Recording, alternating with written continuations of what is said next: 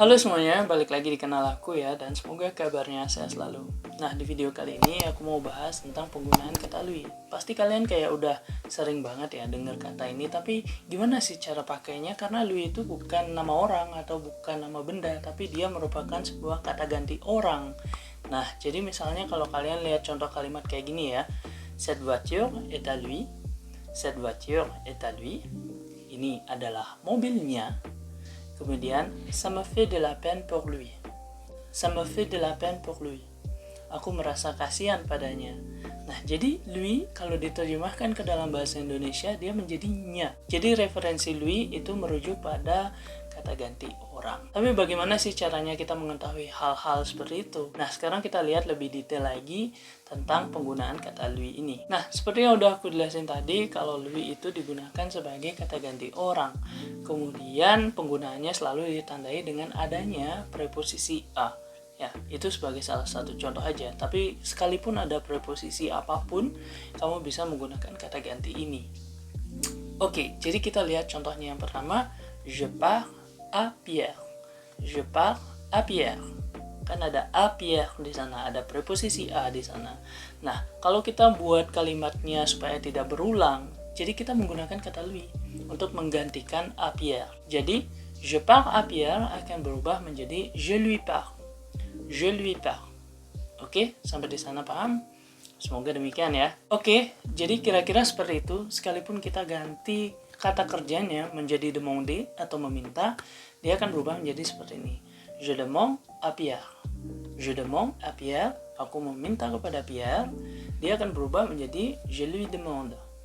Je lui demande. Aku meminta kepadanya. Oke? Nah, jadi seperti itu bagaimana kita bisa menggunakan kata lui. Kemudian untuk contoh yang lainnya lagi. Elle dit à Paul qu'elle ne viendra pas. Elle dit à Paul qu'elle ne viendra pas.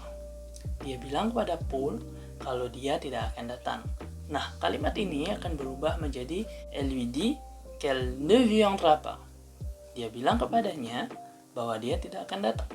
Oke, jadi kalau misalnya kalian melihat sebuah preposisi a setelah kata kerja ya, misalnya seperti parler à, demander à, téléphoner à, atau dire à, nah itu pasti dia bisa diganti dengan lui. Jadi untuk kalimat yang tadi dia akan berubah menjadi elle lui dit qu'elle ne viendra pas. Nah tapi lui ini nggak cuma menggantikan kata ganti orang untuk gender laki-laki aja ya, dia juga bisa digunakan untuk menggantikan gender perempuan. Jadi kalau misalnya kita mau bilang il demande à Marie, il demande à Marie, dia meminta kepada Marie, kalimatnya bisa berubah menjadi il lui demande. Il lui demande, dia meminta kepadanya. Voilà, jadi kayak gitu terkait penggunaan kata lui. Bagaimana kita bisa menggantikan sebuah objek dalam suatu kalimat menggunakan kata lui supaya kalimatnya tidak berulang.